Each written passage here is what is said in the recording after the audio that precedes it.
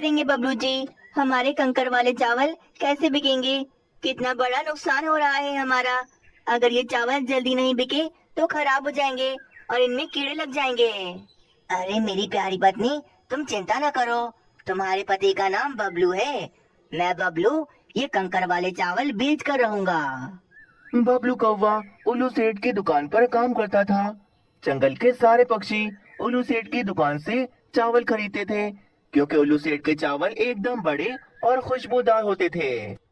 उल्लू सेठ, मुझे 10 किलो चावल दे दें, पर हाँ वही वाले देना जो आपने मुझे पिछले महीने दिए थे। उन चावलों की खुशबू बहुत बढ़िया थी और पकने में भी वो बहुत ज्यादा अच्छे थे। हाँ तो मीनू चिड़िया, मेरे पास सभी चावल बहुत अच्छे होते हैं। कभी तुम्हें मुझसे कोई शिकायत नहीं मिलेगी। उल्लू सेठ, मुझे 5 किलो चावल दे दो। मीनू चिड़िया, बुलबुल, आप दोनों चली जाओ। मैं आप दोनों के घर पर चावलों की बोरियां पहुंचा दूंगा। हाँ हाँ मीनू चिड़िया, बुलबुल, आप दोनों आराम से जाओ, चावल पहुंच जाएंगे घर पर। मीनू चिड़िया और बुलबुल चावलों का ऑर्डर देकर अपने घर चले जाते हैं। चलो बबलू कौवे, ये सारी चावलों की बोरियां गाड़ी पर रखकर पक्षियों को दे आओ। बबलू कौवा एक एक करके सारी बोरियां गाड़ी पर रख देता है और चला जाता है।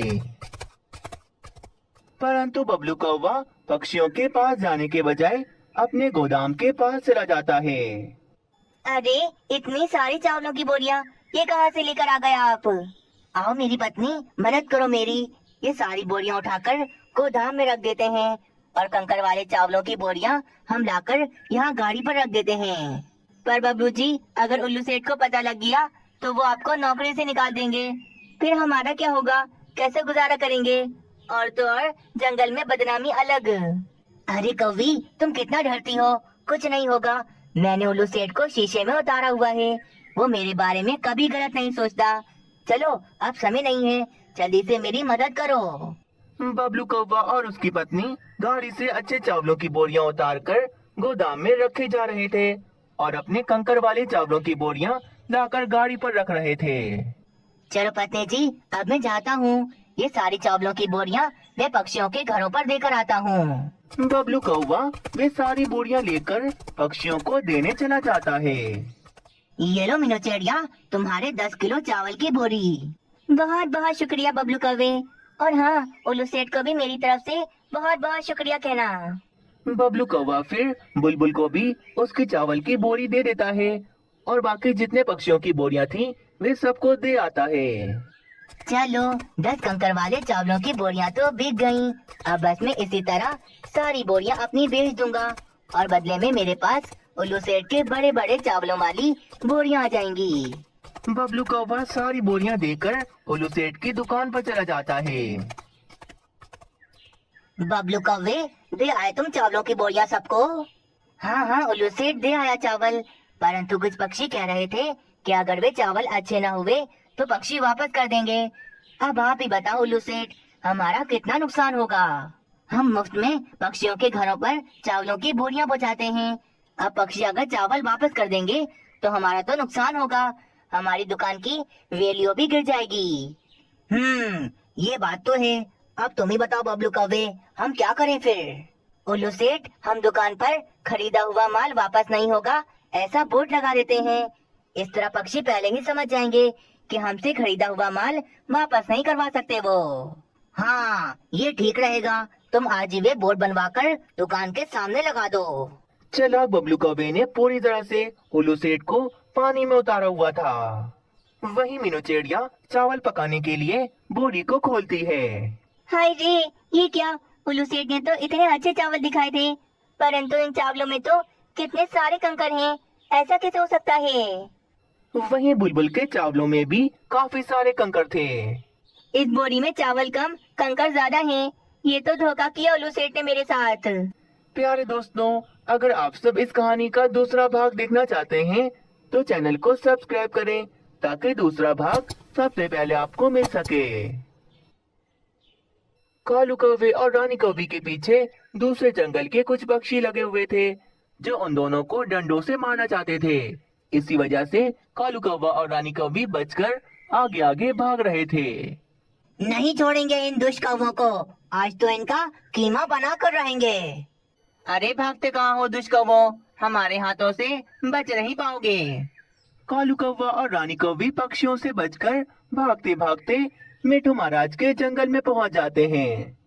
चला कौवे, भाग निकले किसी और जंगल। कोई बात नहीं, पर कालू कौवा और रानी कौवी दोबारा अगर हमारे जंगल में दिखाई दिए तो फिर नहीं छोड़ेंगे हम। वहीं वे दोनों कौवे पक्षियों से छुटकारा पाकर सुकून का सांस लेते हैं। कालू जी, आज तो हम मर ही गए थे। उन जालिम पक्षियों ने हमें छोड़ना नहीं था। हाँ तो हमने चोरी भी तो इतनी बड़ी की, सभी महिलाओं के गहने चुरा लिए। पोटली में वे सारे गहने थे जो कालू कौवे और रानी कौवी ने दूसरे जंगल के पक्षियों के घरों से चुराए थे। दोस्तों, अगर आप सबने इस कहानी को अभी तक लाइक नहीं किया तो जल्दी से कर लें, क्योंकि ये कहानी आगे और भी ज्यादा इंटरेस्टिंग होने वाली है। कालू कौवा और रानी कौवी चोरी के गहने बेचकर मिठू महाराज के जंगल में एक बड़ा सा घर खरीद लेते हैं। कालू जी, मैं तो ये फल खा खा कर थक गई। मुझे तो चटाकेदार मसालेदार भोजन खाना है। हाँ रानी, मेरी जुबान भी चटाकेदार भोजन मांग रही है, परंतु पिज्जा बर्गर खरीदने के तो पैसे ही नहीं है मेरे पास। ओहो, इतने सीधे कब से हो गए आप? लगता है दूसरे जंगल के पक्षियों से डर गए हो आप। नहीं, कालू कौवा किसी से नहीं डरता। शेर का बच्चा हूँ, शेर का बच्चा। तुम अभी ये खा लो फल, मैं रात में तुम्हारे लिए मसालेदार भोजन लेकर आऊंगा। हाँ, पर कहाँ से लाओगे? पैसे तो है ही नहीं। रानी, हम चोर कौवे हैं और इस जंगल में भी हम ढेर सारी चोरियां करेंगे, पर तुम्हें मेरा साथ देना होगा। और वैसे भी इस जंगल में चोरियां करने में बहुत मजा आने वाला है, क्योंकि सारे पक्षी घोंसलों में रहते हैं। कालू जी, मुझे ठीक से बताए ना, आपके शातिर दिमाग में क्या उपाय चल रहा है? कालू कौवा फिर रानी कौवी को अपना उपाय बताता है। रात हो जाती है, सारे पक्षी सो जाते हैं, पर कालू कौवा और रानी कौवी जाग रहे थे। वे दोनों उपाय के मुताबिक अपने मुंह पर मास्क पहनकर पक्षियों के घोंसलों की तरफ चले जाते हैं। अब देखो रानी, मैं क्या करता हूँ। कालू कौवा एक पत्थर उठाता है और वे पत्थर खींचकर तोते के घोंसले पर मारता है। तोते का घोंसला तो पूरा हिलकर रह जाता है। कालू कौवा एक और पत्थर उठाकर तोते के घोंसले पर मारता है। अब तो तोते का घोंसला सीधा नीचे गिर जाता है। बेचारा तोता सोता सोता नीचे गिर गया था और घोंसले में रखा हुआ सारा सामान भी यहाँ वहाँ फैल जाता है। चलो जल्दी से पैसे और भोजन उठाओ और भागो यहाँ से। दोनों कौवे तोते के पैसे उठाकर फौरन वहाँ से भाग जाते हैं। मेरे पैसे चुरा लिए। पकड़ो पकड़ो इन चोर कौवों को। आधी रात को कौन तोते की आवाज सुनने वाला था। बेचारे तोते का घोंसला भी टूट गया था और उसके सारे पैसे भी चोर कौवों ने चुरा लिए थे। सुबह सुबह कालू कौवा और रानी कौवी तोते के चुराए हुए पैसों से पिज्जा और बर्गर खाने लगते हैं। रानी, कल तो मजा ही आ गया। इतने दिनों से मासूम पक्षियों जैसी जिंदगी गुजार रहे थे, पर कल रात तोते को जमीन पर गिराकर मुझे तो बहुत मजा आया। मुझे तो लगता है कालू जी, उस तोते की मोटी सी चोंच टूट ही गई होगी। पक्षियों, कल रात दो चोरों ने मेरा घोंसला तोड़ दिया, ऊपर से मेरे पैसे भी चुरा कर भाग गए। ऐसा कैसे हो सकता है तोते? हमारे जंगल में चोर कहाँ से आ गए? मीनू चिड़िया, परेशान ना हो ज्यादा, कोई नशे पक्षी होगा। नशा करने के लिए पैसे नहीं होंगे, तभी तो तोते के पैसे चुरा लिए। हाँ, ऐसा ही हुआ होगा, क्योंकि हमारे जंगल में कोई भी चोर नहीं है। आज की रात फिर से कालू कौवा और रानी कौवी मुंह पर मास्क पहनकर मीनू चिड़िया के घोंसले की ओर चले जाते हैं। कालू कौवा जोर से पत्थर मारकर मीनू चिड़िया का घोंसला नीचे गिरा देता है। मीनू चिड़िया के तो दोनों अंडे भी टूट जाते हैं। चले कालू जी, पैसे उठा लिए, जल्दी चलें। दोनों कौवे फिर से पैसे चुराकर वहाँ से भाग जाते हैं। चोर कौवों, ये क्या कर दिया? मेरे अंडे तोड़ दिए, ऊपर से मेरा घोंसला भी तोड़ दिया। अंडे टूटने की वजह से बेचारी मीनू चिड़िया का बहुत बड़ा नुकसान हो गया था। पक्षियों, तोते की बात ठीक थी, हमारे जंगल में चोर हैं। उन चोरों ने कल रात मेरे अंडे तोड़ दिए, मेरा घोंसला तोड़ दिया और मेरे पैसे चुरा कर भाग गए। हाय रे, ये क्या हो रहा है हमारे जंगल में? अब क्या हम पक्षी सुकून से सो भी नहीं सकते? कालू कौवा और रानी कौवी झाड़ियों में छुपे सारी बातें सुन रहे थे। रोते रहो, हमेशा रोते रहो, पर ये कालू कौवा चोरियां करना कभी नहीं छोड़ेगा। हाँ कालू जी, इस जंगल में आते ही हमने सब पक्षियों का जीना हराम कर दिया। हम सब पर भारी हैं। इस जंगल में हम चोरियां तब तक करेंगे जब तक एक एक पक्षी को लूट नहीं लेते हम। दूसरों को तकलीफ में देखकर वे दोनों दुष्कौवे बहुत ज्यादा खुश हो रहे थे, पर उन्हें क्या पता था तकलीफ देने वाले को एक न एक दिन सजा जरूर मिलती है। काफी दिनों से देख रहा हूँ ये नया घोंसला बना है। चलो रानी, पत्थर मारकर ये घोंसला भी तोड़ देते हैं। क्या पता अंदर बहुत सारे पैसे रखे हों। पर कालू जी, ये घोंसला है किसका? यहाँ पर तो कोई भी नहीं है। हर बार की तरह इस बार भी कालू कौवा बड़ा सा पत्थर उठाकर घोंसले पर मारता है। घोंसला भी टूटकर नीचे गिर जाता है। परंतु वे घोंसला तो एक सांप का था और सांप के चारों अंडे पूरी तरह से टूट गए थे। तभी वहाँ पर भागा भागा सांप भी आ जाता है। ये क्या किया? मेरे अंडे तोड़ दिए। दुष्कर्मो, मैंने तुम दोनों का क्या बिगाड़ा था जो तुम दोनों ने मेरे अंडों की जान ले ली? छोड़ूंगा नहीं, दोनों में से किसी को नहीं छोड़ूंगा, दोनों को मार डालूंगा। भागने से पहले ही वे जहरीला सांप उन दोनों कौवों को पकड़ लेता है और अपने जहरीले दांतों से उन कौवों को मार डालता है।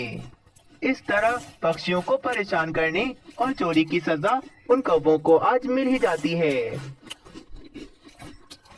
मीनू चिड़िया के पति सोनू चिड़े के मरने के बाद मीनू चिड़िया ने अपना ही काम शुरू कर दिया था। वे अपने घर में बैठी काफी बढ़िया बढ़िया ऑर्डर पर केक बनाती थी। मीनू चिड़िया, कल मेरी बेटी का जन्मदिन है, तुम चॉकलेट केक बना दो, मैं कल आकर ले जाऊंगी। आप पैसे दे जाएं और अपने घर का पता भी बता दें ताकि मैं कल खुद आकर आपके घर पर चॉकलेट केक दे दूं। बुलबुल मीनू चिड़िया को पैसे दे देती है और अपने घर का पता भी बता देती है। ठीक है बुलबुल बहन, कल मैं समय पर आपके घर पर चॉकलेट केक लेकर आ जाऊंगी। मीनू चिड़िया ने केक बनाने का हुनर अपनी माँ से सीखा था, जो आज उसके बहुत काम आ रहा था। मानो चिड़े, तुम्हारे बाबा के जाने के बाद मैं बिल्कुल अकेली पड़ गई थी। मेरे पास भोजन के पैसे भी नहीं होते थे। वो तो अच्छा हुआ कि मेरी माँ ने मुझे ये केक बनाना सिखा दिया था, जो आज मेरे इतने काम आ रहा है। हाँ मम्मा, बाबा की तो मुझे भी बहुत याद आती है। अगर आज बाबा होते तो आपको इस तरह काम न करना पड़ रहा होता। दूसरे दिन मीनू चिड़िया समय पर बुलबुल के घर पर चॉकलेट केक बनाकर दे आती है। दोस्तों, अगर आप सबने इस कहानी को अभी तक लाइक नहीं किया तो जल्दी से कर लें, क्योंकि ये कहानी आगे और भी ज्यादा इंटरेस्टिंग होने वाली है। बाबा, कल मेरा जन्मदिन है, पर मुझे पता है हर बार की तरह इस बार भी आप मेरा जन्मदिन नहीं मनाओगे। नहीं राजू कौवे, इस बार हम तुम्हारा जन्मदिन बहुत धूमधाम से मनाएंगे। क्या हो गया है रानी, तुम्हें हमारे हालात तो पता है ना।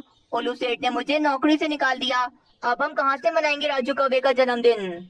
हाँ तो कालू जी, मैं कौन सा कह रही हूँ कि हम राजू कौवे का जन्मदिन बहुत धूमधाम से मनाएंगे। आप बस मीनू चिड़िया से एक छोटा सा केक बनवा लो, उस केक को काट कर ही राजू कौवा खुश हो जाएगा। हाँ बाबा, मुझे केक काटना है, मैं इस बार अपना जन्मदिन मना कर ही रहूंगा। कालू कौवा तो अभी इतना गरीब हो चुका था कि उसके पास केक खरीदने जितने पैसे भी नहीं थे। अच्छा ठीक है रानी, मैं जाता हूँ मीनू चिड़िया के पास और मीनू चिड़िया को केक का ऑर्डर दे आता हूँ। ये बोलकर कालू कौवा बहुत परेशान अपने घर से बाहर चला जाता है। रानी को बोल तो दिया कि मीनू चिड़िया को केक का ऑर्डर देने जा रहा हूँ, पर कैसे दूं ऑर्डर, मेरे पास तो पैसे ही नहीं हैं। मैंने अगर इस बार राजू का जन्मदिन ना मनाया तो राजू मुझसे बहुत नाराज हो जाएगा। नहीं नहीं, राजू की खुशियों के लिए मुझे केक का इंतजाम तो करना ही पड़ेगा। कालू कौवा फिर मीनू चिड़िया के पास चला जाता है। उधर मीनू चिड़िया के पास तो बाजू चील केक का ऑर्डर देने आई हुई थी। चिड़िया, कल मेरे बेटे का जन्मदिन है, इसीलिए मैं चाहती हूँ तुम एक बड़ा सा स्ट्रॉबेरी केक बनाओ, मैं कल आकर ले जाऊंगी। हाँ बिल्कुल चील बहन, मैं बना दूंगी स्ट्रॉबेरी केक, बस आप मुझे पैसे दे जाएं और अपने घर का पता बता दें, मैं कल खुद आकर आपके घर पर केक दे जाऊंगी। चलो ठीक है, मेरे घर का नंबर है 1234। कल याद से मेरे घर पर केक भिजवा देना। वरना तुम हम चीलों का गुस्सा तो जानती ही हो। ये बोलकर बाजू चील वहाँ से चली जाती है। पर ये सब कुछ खिड़की पर छुपा कालू कौवा देख रहा था। अरे बाजू चील का घर तो मेरे घर के बराबर में है। बाजू चील के घर का नंबर है 1234 और मेरे घर का नंबर है 12345। हाँ, अब देखो कल मैं क्या करता हूँ। मीनू चिड़िया बाजू चील के घर के बजाय मेरे घर पर केक देके जाएगी और फिर राजू कौवा खुश हो जाएगा और वे केक काट कर अपना जन्मदिन मनाएगा। कालू कौवे को बढ़िया उपाय मिल गया था। वे बड़ा खुश खुश वापस अपने घर चला जाता है। दूसरे दिन सुबह ही सुबह कालू कौवा जल्दी उठकर अपने घर से बाहर आ जाता है। और ये क्या, वे बाजू चील के घर की नंबर प्लेट निकालकर अपने घर पर लाकर लगा देता है और अपने घर की नंबर प्लेट निकालकर वे बाजू चील के घर पर लगा देता है। हाँ, अब आएगा मजा। मेरे घर का नंबर है 1234। अब मीनू चिड़िया भी स्ट्रॉबेरी वाला केक मेरे घर पर देकर जाएगी। थोड़ी देर के बाद मीनू चिड़िया घर ढूंढती ढूंढती कालू कौवे के घर पर पहुंच जाती है। 1234, हाँ यही घर है। मीनू चिड़िया फिर घर का दरवाजा बजाती है तो अंदर से कालू कौवा निकल कर बाहर आता है। कालू कौवे तुम, पर ये घर तो चील का है ना। मैं चील को ये केक देने आई हूँ। हाँ हाँ, ये चील का ही घर है। लाओ ये केक मुझे दो। कालू कौवा मीनू चिड़िया से वे केक लेकर फौरन अपने घर में आ जाता है। रानी केक आ गया। चलो बेटा राजू, जल्दी से केक काटो और अपना जन्मदिन मनाओ। राजू कौवा बड़ा खुशी खुशी केक काटकर अपना जन्मदिन मनाता है और फिर वे तीनों कौवे मिलकर मजे से स्ट्रॉबेरी केक खाते हैं। उधर बाजू चील जन्मदिन की सारी तैयारियां करके बैठी हुई थी। बस उसे केक आने का इंतजार था। ये चिड़िया कहाँ रह गई? मैंने उससे कहा भी था कि समय पर केक लेकर आ जाए। लगता है अब मुझे ही जाना पड़ेगा। बाजू चील थोड़ी गुस्से में मीनू चिड़िया के पास चली जाती है। क्या आपको अभी तक केक नहीं मिला? पर बाजू चील, मैं तो सुबह ही सुबह आपके घर पर केक देकर भी आ गई। झूठ क्यों बोल रही हो चिड़िया? मेरे घर पर तुम कब आई? मैं तो सुबह से तुम्हारा इंतजार कर रही हूँ। पर चील बहन, आपने जो मुझे पता बताया था 1234, मैं उसी पते पर तो आपका भी केक देकर आ गई। मीनू चिड़िया फिर बाजू चील को लेकर कालू कौवे के घर के पास चली जाती है। ये देखें, घर का नंबर है 1234। आपने तो मुझे यही पता बताया था। बाजू चील ये देखकर काफी ज्यादा हैरान रह जाती है। फिर वे दोनों कालू कौवे के घर के अंदर आते हैं। लाओ कौवे, मेरा केक दो जो चिड़िया तुम्हें सुबह देकर गई। वो केक? पर वे केक तो हमने खा लिया।